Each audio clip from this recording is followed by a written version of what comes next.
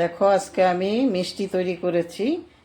এটা গুঁড়ো দুধের মিষ্টি। কিভাবে তৈরি করেছি তোমাদেরকে সম্পূর্ণটা দেখাবো।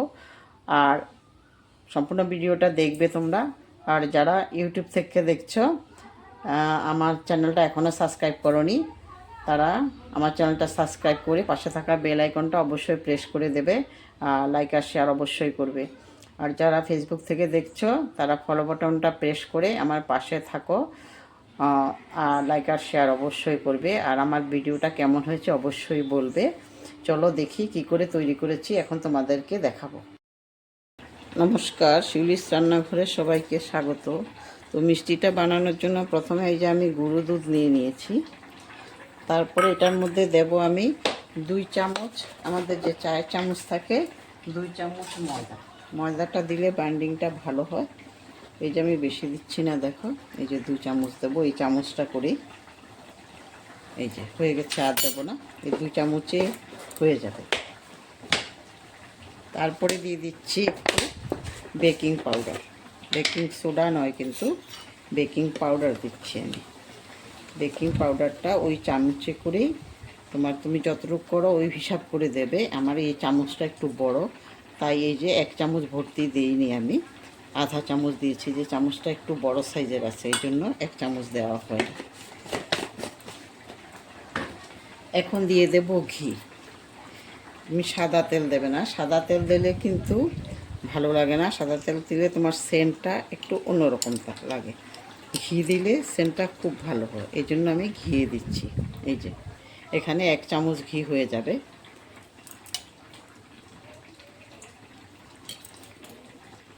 এখন আমি প্রথমে এগুলোকে ভালোভাবে মিশিয়ে নিচ্ছি। ঘি, পাউডার দুধ আর ময়দাটাকে একটু ভালো করে মিশিয়ে নিচ্ছি, কটা জিনিসকে। আর বেকিং পাউডার। যখন দলা দলা না থাকে, দলা দলা হয়ে গেলে তোমরা একটু হাত দিয়ে এইভাবে দলাগুলো ভেঙে দেবে।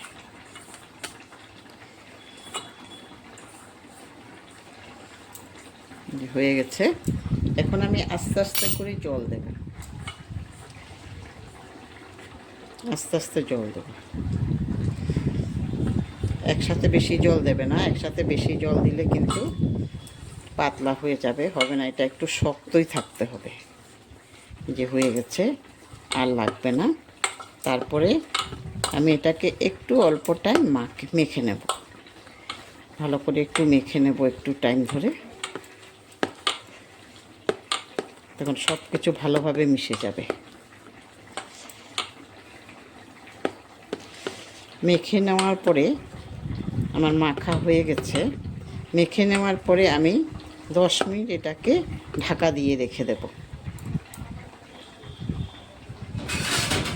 একটা ঢাকনা দিয়ে আমি 10 মিনিট রেখে দিচ্ছি। 10 মিনিট পরে আবার ফিরে আসছি। 10 মিনিট পরে ফিরে এসেছি।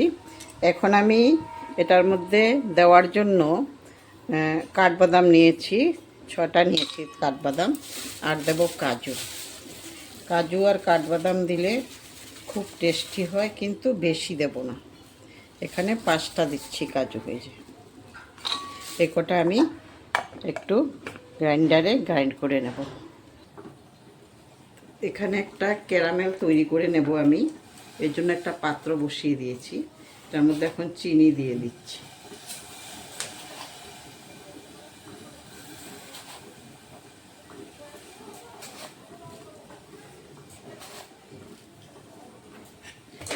চিনিটা তোমরা তোমাদের পরিমাণ মতো দেবে, কতটুকু বানাচ্ছ। আমি যতটুকু বানাচ্ছি ওই হিসেব করে দিয়েছি।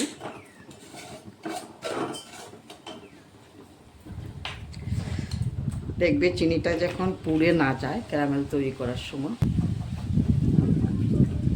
আর একটু হবে।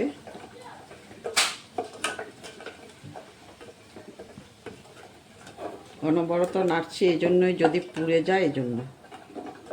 তো কালারটা আসলেই আমার হয়ে যাবে।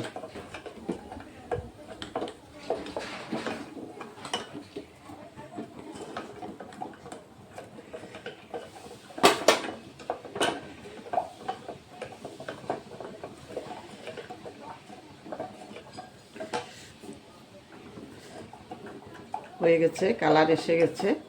এখন আমি দুধ দিয়ে দিচ্ছি।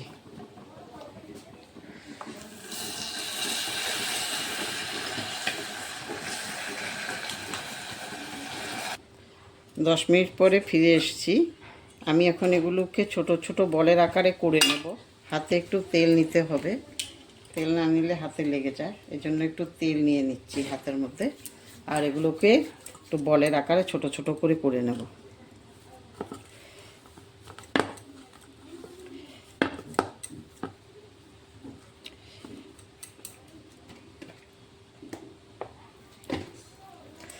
বেশি বড় করব না, একদম ছোট ছোটই করছি। যে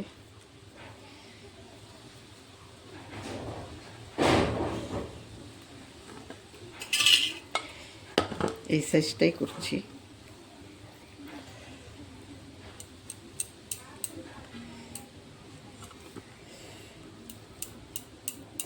এইভাবে আমি সবগুলো করে নেব। এখন রেডি হয়ে গেছে সবগুলো। এখন আমি এগুলোকে ভাজবো। ওইদিকে আমি কড়াই বসিয়ে দিয়েছি, তোমাদেরকে দেখাচ্ছি। এই যে কড়াই বসিয়ে দিয়েছি। তেলটা বেশি গরম হলে হবে না, কিন্তু হালকা যখন গরম হবে তখনই দেওয়া হবে। তেলটা হালকা গরম হলেই দেওয়া হবে। গরম হয়ে গেছে, এখন আমি আস্তে আস্তে দিয়ে দেবো। এই যে তেলটা বেশি গরম করলে আবার পুড়ে যাবে। আস্তে আস্তে দিয়ে দিচ্ছি আমি সবগুলো।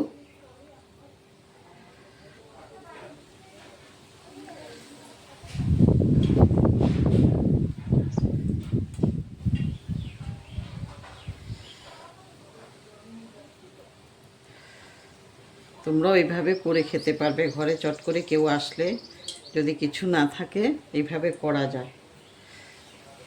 মিষ্টি দিতে হলে এইভাবে তোমরা ট্রাই করতে পারো একবার। খুব ভালো হয়, খেতেও খুব টেস্টি হয়।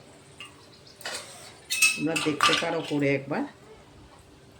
আর যারা এখনও আমার চ্যানেলটা ইউটিউব থেকে যারা দেখছো সাবস্ক্রাইব করোনি, প্লিজ সাবস্ক্রাইব করে পাশে থাকা বেল আইকনটা প্রেস করে আমার পাশে থাকো। আর লাইক আর শেয়ার অবশ্যই করবে। আর যারা ফেসবুক থেকে দেখছো ফলো বাটনটা প্রেস করে আমার পাশে থাকো। আর লাইক আর শেয়ার অবশ্যই করবে। আর আমার মিষ্টিগুলো কেমন হয়েছে অবশ্যই কমেন্ট করে বলবে। দেখো তোমরা কত বড় বড় হয়ে যাচ্ছে, এখনই ফুলে অনেক বড় বড় হয়ে যাচ্ছে।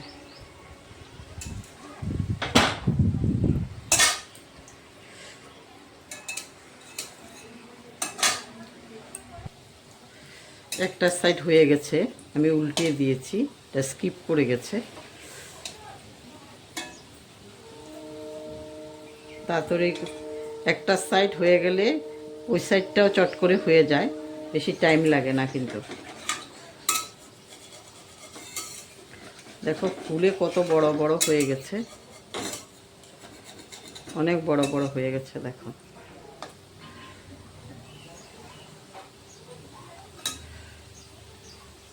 কত ছোট ছোট দিয়েছি আর কত বড় বড় হয়ে গেছে। দেখো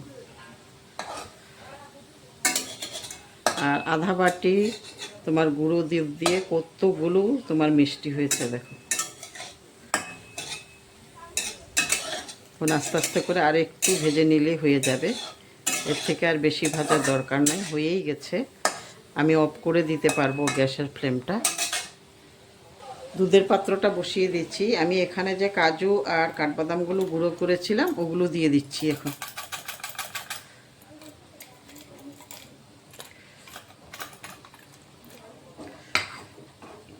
আর এখানে মিষ্টিগুলো আমি তুলে তুলে দিয়ে দেবো এখন।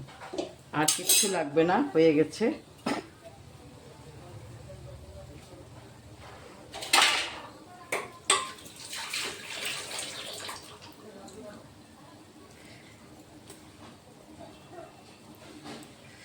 মিষ্টিগুলো তুলে তুলে দিয়ে দিচ্ছি।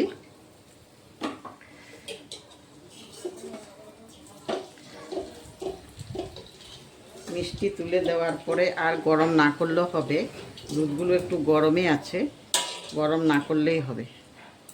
মিষ্টিগুলোর মধ্যে এমনিতেই ঢুকে যায়। হয়ে গেছে আমার মিষ্টি তৈরি। দেখো কত সুন্দর হয়েছে মিষ্টিগুলো। এভাবে তোমরাও তৈরি করে খেতে পারবে। আধা বাটি দুধ দিয়ে আমার কতটা 14টা মিষ্টি হয়ে গেছে। তো এইভাবে তোমরা একবার করে খাও আর আমার পাশে থাকো, লাইক আর শেয়ার অবশ্য করবে। আর ফলো বাটনটা প্রেস করতে, যারা আমার নতুন বন্ধু, ফলো বাটনটা প্রেস করতে একদম ভুলবে না। আর যারা ইউটিউব থেকে দেখছো তারা সাবস্ক্রাইব করতে একদম ভুলবে